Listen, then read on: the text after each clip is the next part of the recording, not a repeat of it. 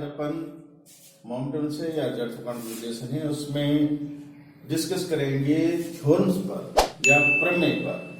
तो इस लेसन में जो थ्योरम्स लेते हैं अपन या जो प्रमेय लेते हैं वो दो प्रकार के लेते हैं, दो टाइप्स लेते हैं। कौन कौन सी थ्योरम्स लेते हैं? पहली थ्योरम अपने पास देखी, थ्योरम ऑफ परपेंडिकुलर एक्सिस। दूसरी थ्योरम है जो पैरेलल एक्सिस। ये दो प्रकार लेते हैं। हिंदी में पहली है समकोण अक्षों का प्रमेय, ये इसको लंबवत अक्षों का प्रमेय भी कहते हैं। और दूसरी जो थ्योरम है पैरेलल एक्सिस को हिंदी में क्या कहते हैं? समानांतर अक्षों का प्रमेय कहते हैं। सबसे पहले अपन लेते हैं थ्योरम ऑफ परपेंडिकुलर एक्सिस। तो पहले पॉइंट पर लेते हैं, सबसे पहले क्या लेंगे? Theorem of perpendicular axis. पहला इस थ्योरम के डिस्कस किया, इसको एक्सप्लेन करने के लिए मैं क्या करता हूं, अपन इसमें एक डायग्राम बनाते हैं पहले। तो डायग्राम में देखिए, ये एक डायग्राम है और ये डायग्राम में एक समतल पटल है, प्लेन लेमिना है। समतल पटल या प्लेन लेमिना।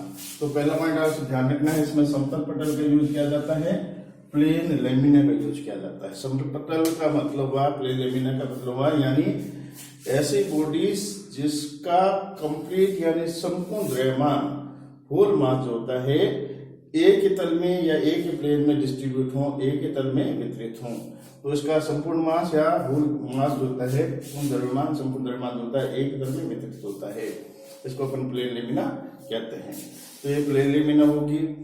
और इसमें फिर प्लेन लेमिना में देखिए, मैं एक एक्स एक्स और वाई एक्स में देखिए, एक एक्सिस और दूसरा एक्सिस।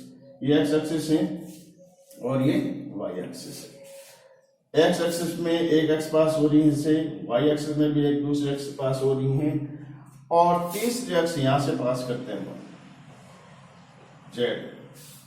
तो ये जेड एक्स भी यहां से पास हो रही है। तो दूसरा पॉइंट आपको ध्यान रखना है, इसमें जो प्लेन लेमिना ली है इसमें क्या ध्यान रखना आपको कि दो अक्ष जैसे एक्स एक्स और वाई एक्स, ये दोनों एक्सिस इसके प्लेन में स्थित होती हैं। कौन से एक्सिस? एक्स एक्स और वाई एक्स इसकी तल में ही स्थित होती हैं और साथ ही दोनों एक दूसरे के 90 डिग्री पर होती हैं, यानी एक दूसरे के लंबवत होती है, एक दूसरे के परपेंडिकुलर होती हैं। ठीक है। और तो फिर तीसरा पॉइंट देखिए, इसमें तीसरा पॉइंट देखिए कि तीसरे और पास कर रहे हैं तो यहां से जेड एक्स। जेड एक्सिस जो होती है देखिए यहां से एस से होगी, यहाँ टोटल इंडिकेट किया गया है, अपन ऐसे खींच नहीं सकते इसलिए ये ऐसे होगी, इसके तल के लंबवत होगी। तो जेड एक्स का ध्यान रखिए, तीसरी एक्स जो होगी इस तल के लंबवत है, प्लेन इसके तल के लंबवत होती है, प्लेन के परपेंडिकुलर होती हैं और तीनों पॉइंट ओ से पास हो रही है। तीनों एक्सिस जो होती पॉइंट ओ से पास हो रही हैं, साथ ही तीनों एक्स एक दूसरे के परपेंडिकुलर है। यहाँ देखिए अपन जेड एक्स है 90 एंगल बना रहा है, इसके 90 एंगल और ये भी 90 एंगल पर होते हैं। तो तीनों एक्सिस एक दूसरे के परपेंडिकुलर होती हैं। तो अब ये इसमें अपन को माउंटेन से निकालना है। कौन सा एक्सिस पर माउंटेन निकालना है? इस सतह माउंटेन निकालना है। सपोज इसके और ये पता हो तो ये निकाल सकते हैं अपन, या ये पता हो तो इन दोनों में से निकाल सकते हैं अपन। तो सपोज के लिए इस एक्सिस पर माउंटेन आई एक्स है, ये एक्सिस माउंटेन से आई वाई है, ये माउंटेन से आई जेड है। तो इसके थ्योरम के लिए आपको फॉर्मूला ध्यान रखना है। क्या फॉर्मूला ध्यान रखना है? I z equal to I x plus I y. देखिए तीनों अक्ष के अबाउट मोमेंटम का फॉर्मूला तीनों मिला के यहां लिखा गया है। एक्स ये मोमेंटम से है, कौन से एक्स अबाउट? उस एक्स अबाउट जो प्लेन परपेंडिकुलर प्लेन पास हुए हों, इस पटल के इस लेमिना के तल के लंबवत पास हो रही हूं। इस अक्षर मोमेंटम किसके बराबर है? दो एक्सिस जो कि एक दूसरे के परपेंडिकुलर होती हैं और एक्स एक्स वाई एक्स दोनों एक दूसरे परपेंडिकुलर है, साथ इसके तल में स्थित हों, लाइन इस प्लेन होनी चाहिए। तो इस जेड एक्स मोमेंटम जो होता है इन दोनों अक्षों का मोमेंटम के योग के बराबर होता है, दोनों मोमेंटम के सम के इक्वल होता है। It is called theorem of perpendicular axis, इसे समकोण अक्षों का प्रमेय कहते हैं।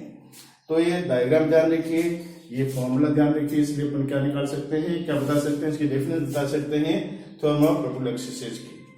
वापस देखिए क्या थ्योरम बन गई कि किसी समतल पटल का उसके तल के लंबवत अक्ष सापेक्ष जड़त्वाघूर्ण, तो तल के लंबवत अक्ष सापेक्ष जड़त्वाघूर्ण ये है, उसके तल में स्थित दो समकोण अक्ष सापेक्ष जड़त्वाघूर्णों के योग के बराबर होता है। तो ये होगा इसका डेफिनेशन थ्योरम की। कौन सी थ्योरम है ये? समकोणिक अक्षों प्रमेय या लंबवत अक्षों का प्रमेय है।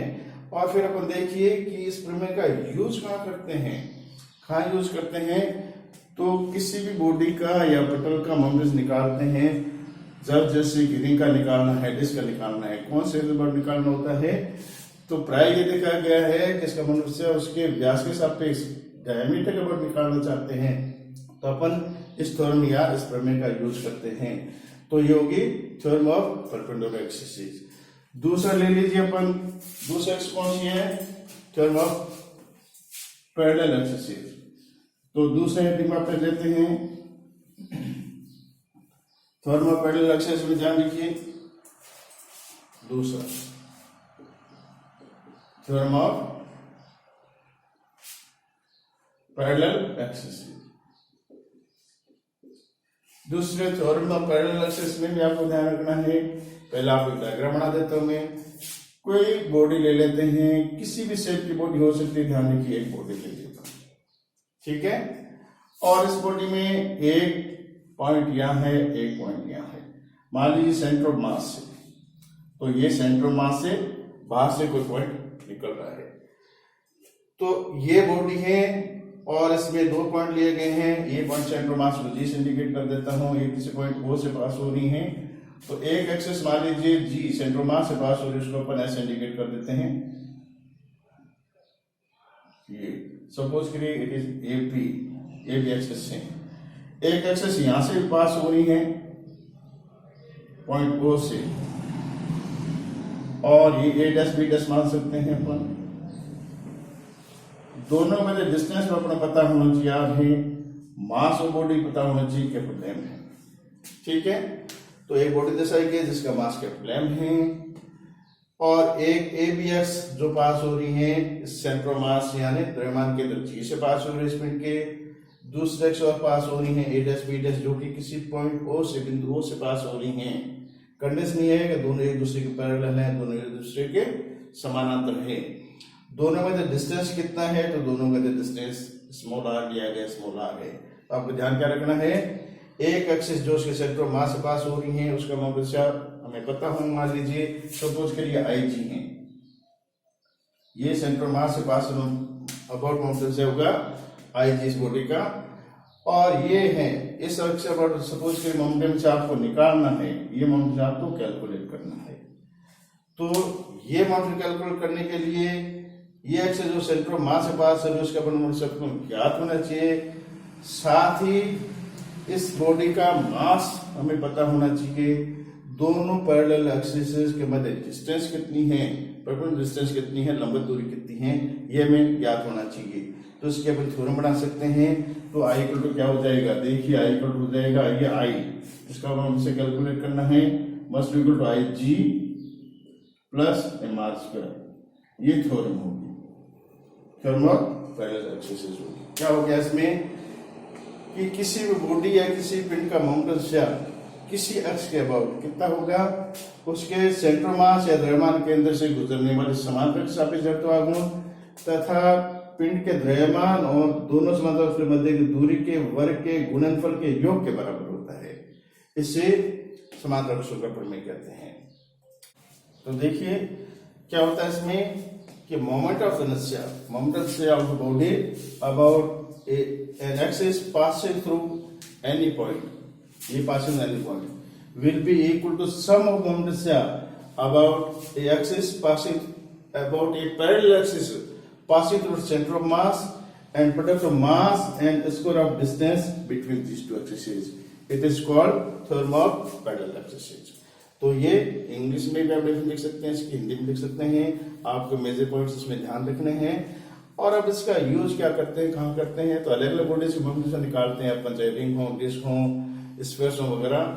जब भी टेंजेंट के अबाउट मोमेंटम निकालते हैं बॉडीज का, उस स्थिति में अपन कौन सा एक्सिस का प्रमेय यूज करते हैं, पॉइंट थ्योरम यूज करते हैं, थर्मोपेडल एक्सिस यूज करते हैं।